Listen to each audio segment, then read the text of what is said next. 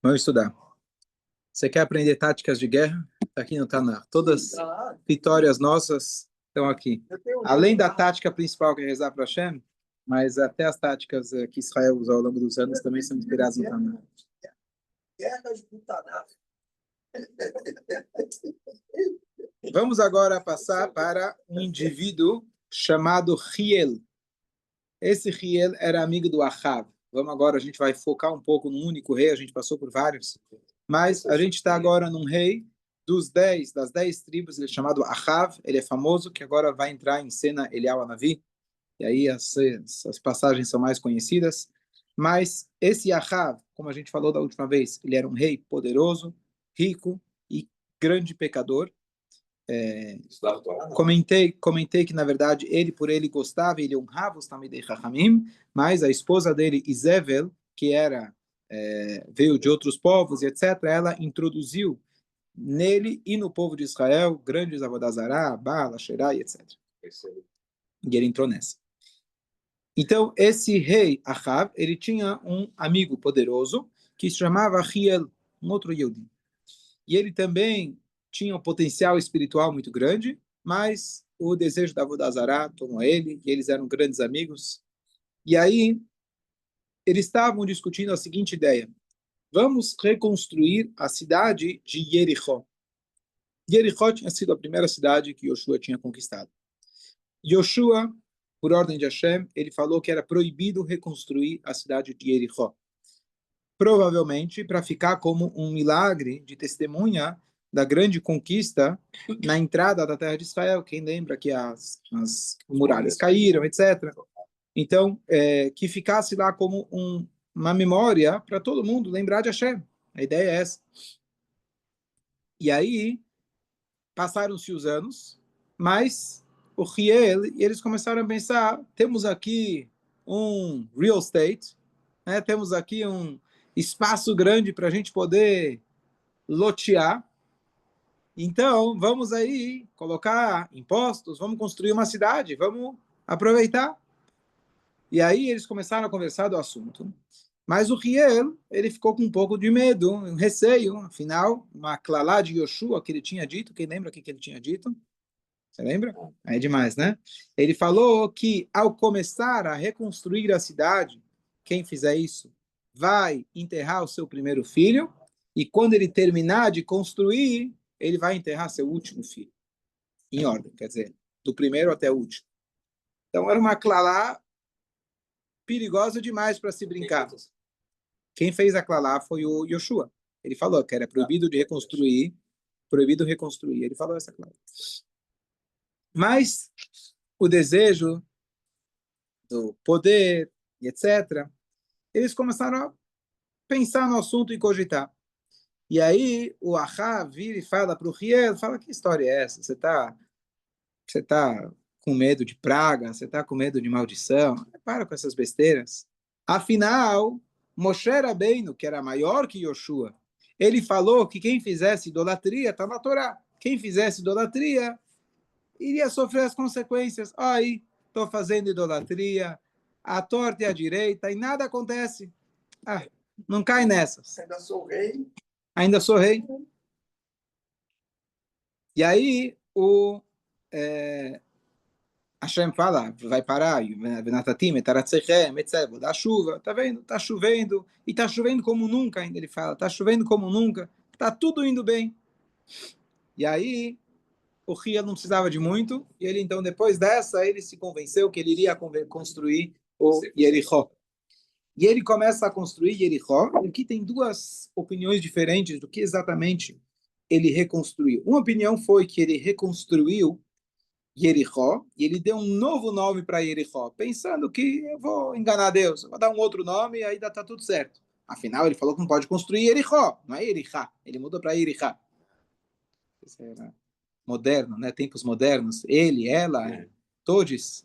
Então, mudou de Jericó para Jericá.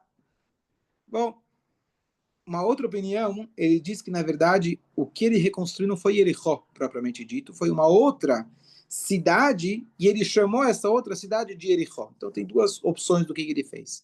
Mas, mesmo que não era a própria cidade de Jericó, quando Yoshua ele tinha feito essa proibição, ele incluiu que você não pode construir essa cidade, mesmo que mudasse de nome, e outra cidade com o nome de Jericó. Por quê? Provavelmente, se a, isso eu estou interpretando, se a ideia era você ter uma testemunha lá, visual, que você pudesse ver, ó, aqui Hashem construiu, etc. Se você constrói uma outra cidade, fala aqui Ericó, você vai dizer, isso aqui é uma bomba que caiu aqui, deixaram, explodiu, teve algum acidente, e aí o verdadeiro Ericó é a outra, tá certo? É tudo o que precisava. Então, independente de qual exatamente foi a situação, ele foi lá e reconstruiu. E no momento que ele começou a construir, dito e feito, o primeiro filho dele, Lo Aleinu, Lo Alechem, faleceu. Mas ele não atribuiu isso à maldição. Isso foi um acidente, aconteceu. E assim ele foi fazendo a cidade e cada filho dele foi morrendo, até que quando ele terminou a cidade, o último dele foi, o último filho dele morreu.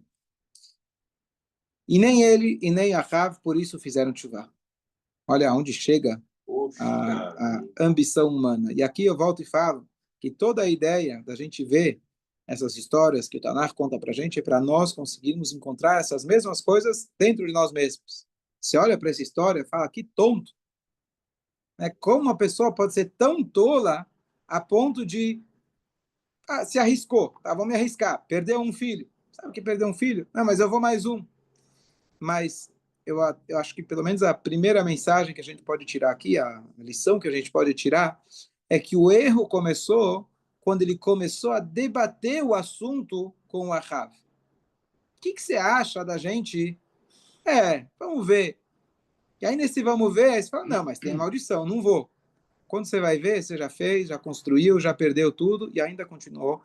Então, aquilo que a gente fala do Yetzer Hará, a ideia é você nem começar, nem entra na discussão. Na hora que você entra na discussão, ele vai te enroscando, igual quando o mosquitinho ele fica preso na teia de aranha, ele entra lá e coloca uma pata. Não, tá molinho. Aí, de repente, ele quer tirar aquela pata, ele coloca outra para tentar sair. Não sei exatamente, mas é alguma coisa nesse. E aí, quando ele vai ver, ele está completamente enrascado.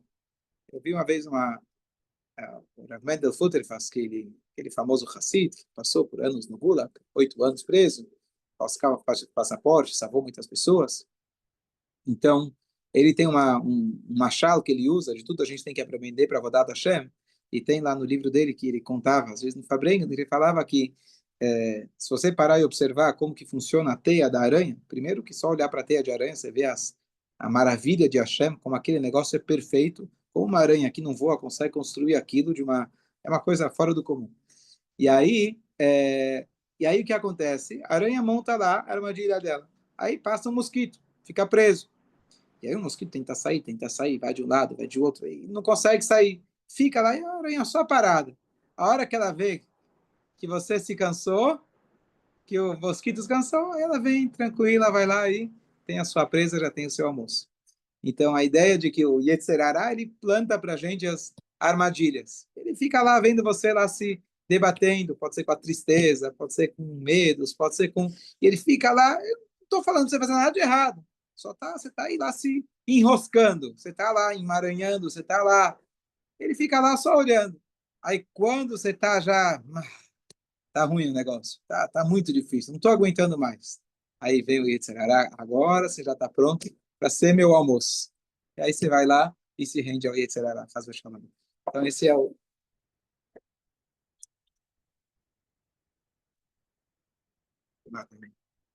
Deixar aquele, tá? Deve estar filmando para ele, filmando as pessoas. Vamos lá. Você fala quantos filhos ele tinha? É, 22. Ou dois. eu posso ver. Aqui não consta, eu posso ver. Não sei se consta claramente, não tá nada. Tudo bem ele ser enganado. Ele se Tudo engana. bem? Tudo bem, não. Quando uma pessoa passa por um desastre, a pessoa já deveria ter se tocado, independente. Uma coisa muito menor poderia já ser suficiente.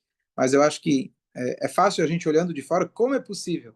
Mas quando você já está dentro de um projeto, imagina, já tinha sentado com os arquitetos, já tinha feito a projeção em 3D, já tinha feito o cálculo dos impostos, já estava tudo lá calculado. Eu vou dar para trás agora? Imagina, eu vou falar para o arquiteto não vir? Já fiz o investimento, já trouxe investidores de fora, agora não dá. Tudo bem, infelizmente aconteceu lá, precisa enterrar meu filho, próximo, vamos lá, vamos continuar. E aí vai. Na hora que você já está dentro, a gente não consegue julgar, né? A gente já perde a noção das coisas. Então, acho que a primeira mensagem, pelo menos, é não entra nesse tipo de discussão. Na hora que você vai começar a duvidar de um tzadik, da Torá, qualquer coisa, não vale a pena. Essa acho que é a lição, pelo menos a primeira lição mais prática para nós. Alguma outra? Alguma outra lição? Vai ser muito forte também. Não, até na Poder. inauguração do templo, ele inaugurou o templo que o profeta foi lá e falou, tá errado. Foi na inauguração, depois de todo o trabalho que ele teve, depois de tudo que ele fez, ele vai falar, o profeta vai falar e fala assim, então tá bom, então Tá, vamos então destruir eu isso abro aqui. mão. Não vai. Aí eu acho assim, deve ter poder, deve ser ganância, fazer o que fiz. Agora vamos olhar o outro lado da questão. Ahav, ele fez uma afronta muito grande para Hashem, dizer, eu faço a Avodazará, idolatria, não aconteceu nada. Por que realmente não tinha acontecido nada? Ele construiu, né, a cidade lá, não foi ele. Ele tinha mérito, tudo bem, mas está fazendo idolatria, a Torá fala, faz idolatria. Ele respeitava, né, os Sadikim, No começo, no começo, comer. no começo. Até os Neviim, em especial, começarem a profetizar que aquilo que ele estava fazendo estava errado, e a influência da esposa, então ele entrou na da esposa. No começo matou os profetas. Sim, vamos chegar lá. Nessa estatura também a consequência não vinha logo imediata ao ato. Boa. Então a primeira coisa é que Hashem ele tem muita misericórdia. Então você nunca deve parar. Então tem um livro do Rebbe Rashab, o quinto Rebbe, chama Kuntres Umayan. Já deve ter lido? Não, tá. Lá ele fala, são vários mamarim do combate ao Yetzerará. Eu estudei quando tinha 14, 15 anos, uma época importante de combate ao Yetzerará, a vida inteira, né? Mas é uma época importante, então na Yeshiva já está dentro do currículo nessa idade. E lá no começo ele traz um passuco dos profetas que fala, que o passuco da própria Torá fala que Beshirirut libi elech leman sfot aravai tatzmeah parshat nitzavim, que a pessoa fala Shalom Yeli, para mim vai estar tudo bem, eu vou seguir as vontades do meu coração e nada vai acontecer. Esse é o Yetzirará. Então Hashem ele deixa essa ilusão para realmente ter o livre-arbítrio. Se fosse toma lá da cá, também ninguém ia pecar. Então, a pessoa, na verdade, um dos maiores incentivos, especialmente para uma pessoa que estudou Torá e conhece a Torá, e conhece Hashem, conhece as histórias, e sabe que Hashem existe, então, a pessoa, na hora de pecar, ele fica, tá, né, tem um dilema, né, mas eu vou pecar, mas depois vai custar caro. O que o Yetzirará fala? Fica tranquilo, não vai acontecer nada, você tá brincando? Você já fez tanto tempo e nunca aconteceu nada? Ó, o fulano lá que fez muito pior do que você e ó, não aconteceu nada. Um bom argumento. O Yetzirará, muitas vezes ele ganha com esse argumento, tá certo? Então, claro que a gente não tem que servir a Deus pensando na consequência, mas na pior das hipóteses, você tem que pensar pelo menos na consequência, porque o Yetzirará que é o teu bem, supostamente. Se você fala para ele, olha, você vai fazer isso, mas não vai valer a pena, então ele vai falar, tá bom, então não faz. O que ele precisa fazer? Ele precisa te convencer que vale a pena. Então, uma das táticas principais dele é dizer Shalom ali, que bishruti bielech. Eu vou fazer o que é legal, fazer o que é gostoso. E olá, Mabá, para o mundo vindouro, se é que tem. As consequências estão lá na Torá, mas nunca vi acontecer. Ninguém voltou do outro mundo para contar o que aconteceu. Estou contando alguns dos argumentos que podem passar na cabeça, tá certo? Também tem o Yetzirará, a gente ouve bastante, ele fala muito, tá certo? Então, isso antigamente, exatamente. Isso aqui Está mais moderno. Mas foi um pouco o que a cobra fez com a Havá.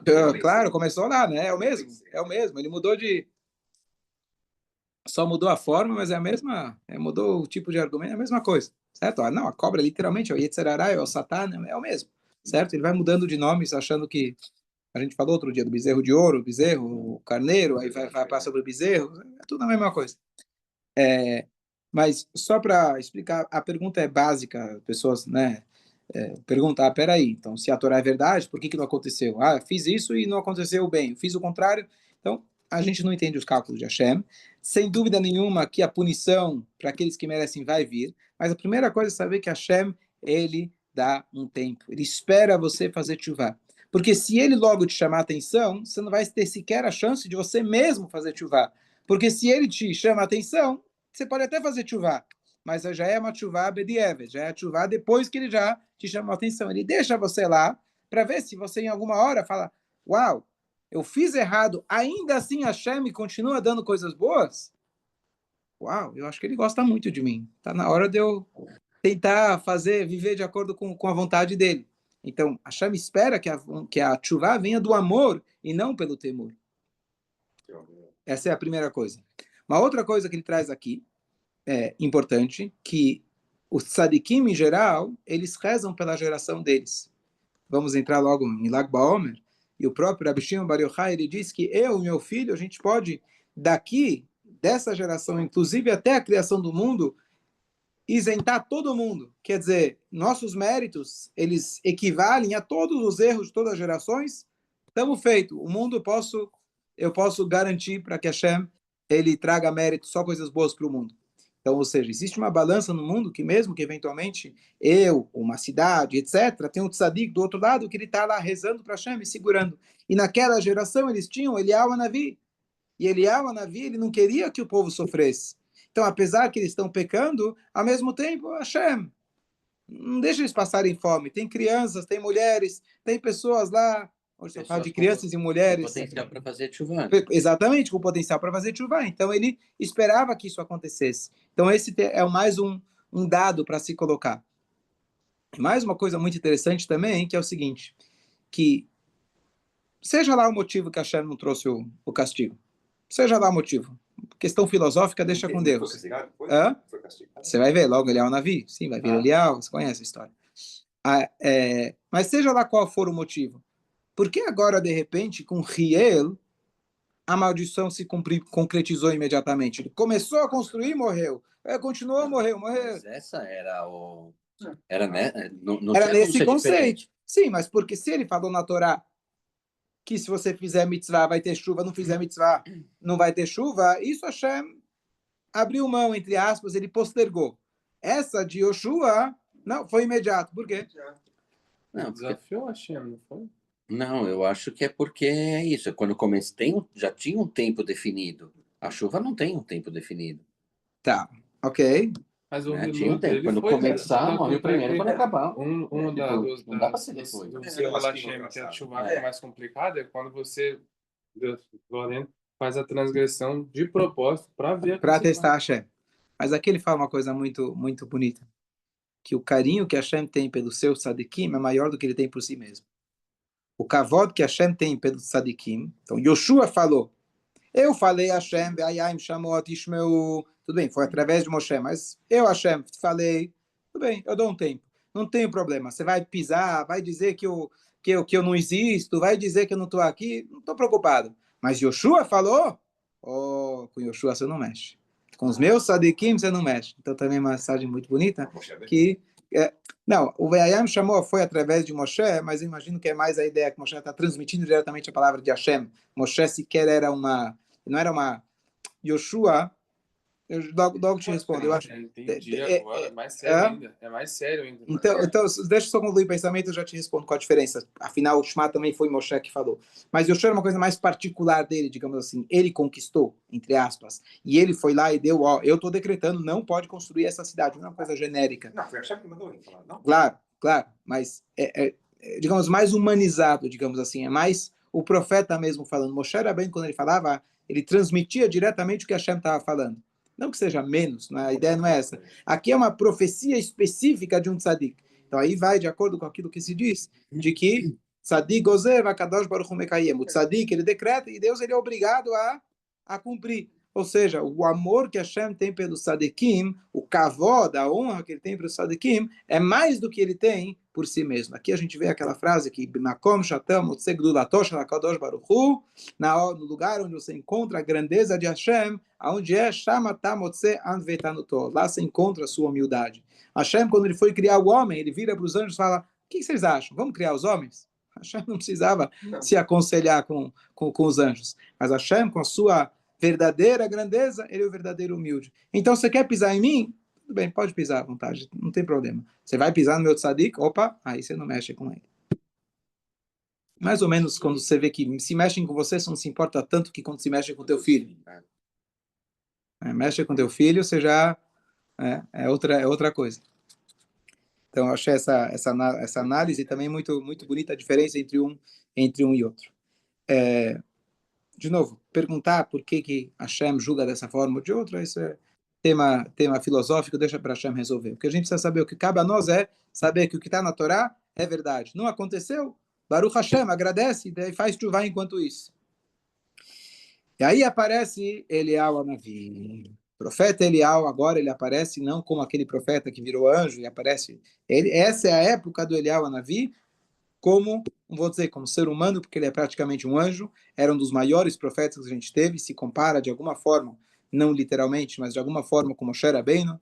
Eliyahu Hanavi tem muitos méritos, ele que vai proclamar, ele que vai avisar a vinda de Mashiach, então tem muitas coisas, muitos méritos que ele tem, e ele era um aluno do profeta chamado Ahia Ashiloni, que esse mesmo Ahia Ashiloni também é um profeta que meio anjo como Eliyahu Hanavi, que ele volta e também ensina a Torá para outros sadikim ao longo das gerações. Eliyahu Hanavi ele era tão grande que as pessoas realmente olhavam para ele, parecia um anjo, realmente. E até então, ele não apareceu em cena, ele era um tzadik, mas ele era aquele tzadik oculto. Ele estava lá em algum lugar servindo a Hashem. Mas agora ele vem e aparece em nome de Hashem. Da onde vem o nome Eliyahu Tishbi, Eliyahu Giladi, da música? Não, então Tishbi é que ele vinha de um lugar, da cidade dele chamava Toshav. Então Tishbi é o morador de Toshav, e aquela província, como se fosse aquele estado, se chamava Gilad. Então, por isso Eliyahu Tishbi, Eliyahu Giladi. Então Eliyahu Hanavi é morador, né? Toshav também significa morador, mas é o nome da cidade era Toshav. E aí, naquela hora, Eliyahu Hanavi, ele recebe a mensagem de Hashem, e Hashem fala para ele, nesse momento, o Hiel está sentado de luto pelo falecimento de seu último filho, que, aliás, agora já é o luto geral de todos os outros, e quem vem consolar ele agora? O Ahav, o sócio dele. Não se preocupa, agora a gente construiu uma cidade nova, essa questão aí de filho, você adota outra, a gente dá um jeito. O importante é que a gente continue. Isso aqui é acidentes acontecem, nada a ver com Deus. Isso aí não vai por esse caminho. Ele veio lá consolar ele com grandes palavras de incentivo. Vai lá e aproveita que os dois estão lá. Aproveita que os dois estão lá. E eu quero que você me represente lá. Ele fala, não, eu não quero lá na presença desses caras aí. Fala, não. Se alguém falar alguma coisa para provocar a mim, por que ele não queria? Não por ele. Os caras estão profanando o nome de Hashem, eu vou lá. Se eles forem provocar, falarem alguma coisa que vai desrespeitar Hashem, eu te dou a permissão de você, o que você quiser falar, o que você falar, vai acontecer, eu vou cumprir. Então, vai tranquilo.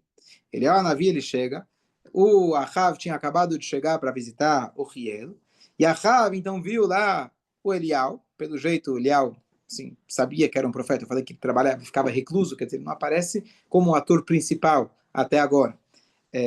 Mas ele vira e já fala, olha, eu acho que esses filhos dele que morreram por morte natural, não vai me dizer agora, você está entrando aqui para me falar coisas divinas, etc.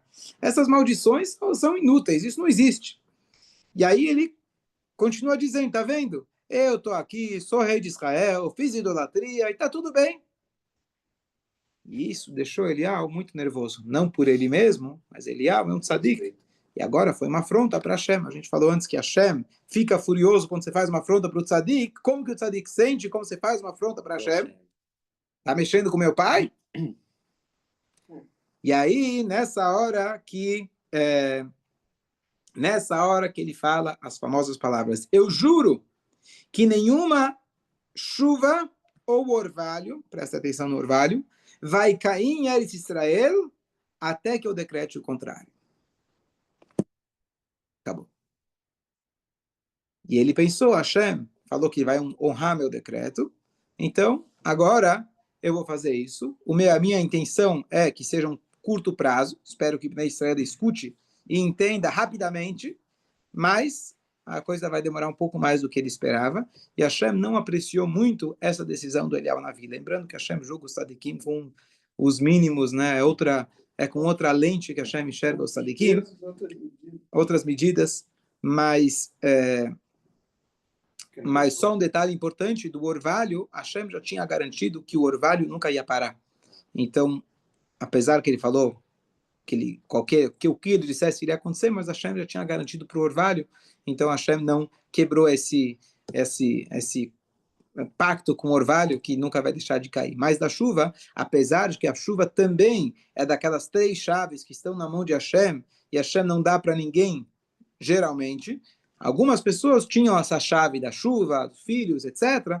Então, nesse caso, então Hashem cumpriu a palavra de Eliyahu Navi, mas ao mesmo tempo, Eliyahu Navi foi condenado por isso, condenado no sentido de Hashem não gostou, foi acusado no Shammai por causa disso, porque ele poderia ter sido mais manso, poderia ter sido mais leve, vai entender, estamos falando aqui de um tzadik, está fazendo o nome de Hashem, está condenando um idólatra e o outro idólatra, mas esse é o julgamento de Hashem para o tzadikim, tem outros pesos e medidas, e aí então Hashem decretou que você precisa então, agora, o Ahav, se ele vai querer, com certeza ele não gostou disso, ele vai querer te matar, você vai precisar, o teu mérito agora diminuiu, então já que teu mérito diminuiu, você vai precisar fugir. E ao mesmo tempo, enquanto você fugir, você está no galut, você está em exílio. O exílio perdoa. Então, você vai ter que fugir porque você não tem mérito para te proteger dele, e você, o próprio fugir, vai ser a tua capará, a tua expiação pelo teu decreto, que foi além da medida, conforme o julgamento tão rigoroso de Hashem com Tzadik, e aí então ele tem que sair, ele tem que ir para o leste, em direção ao Rio Jordão, e aí ele vai ser sustentado por Hashem de forma milagrosa. A gente continua no próximo capítulo do Bezrat Hashem. Mas o mérito dele diminuiu porque ele decretou um milagre? Porque ele decretou algo que ia impactar de uma maneira muito severa o povo. Mas é um milagre Então, também. Você mexeu na força da natureza, você mexeu com tudo. Então você